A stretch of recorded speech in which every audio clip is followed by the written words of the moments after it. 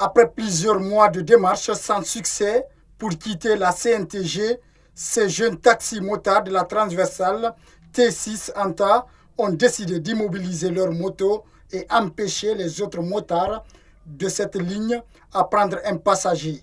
Une façon pour eux de manifester leur colère contre le refus de la mairie de reconnaître leurs appartenances à la structure syndicale indépendante.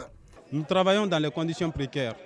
Et en question, le chef de ligne qui représente la CNTG ici, nous sommes maltraités par lui. À savoir d'abord la surfacturation des billets. En aucun cas ou sur aucune ligne où on paye des billets. Mais sur notre ligne ici, nous constatons qu'on vend des billets ici, à savoir le billet de Ratoma et le billet de Matoto. Tout ça là orchestré par la CNTG. Et de surplus, la surfacturation d'abonnement. Les motos sont abonnées ici à 450 000 francs guinéens. Et une fois que votre moto est abonnée, si à supposer que vous êtes déjà travaillé sur la ligne, vous abonnez votre moto, vous achetez une autre moto, on vous impose encore de réabonner la moto à la même somme, à 450 000 francs. Une démarche désapprouvée par cet autre groupe de jeunes motards stationnés à la T6.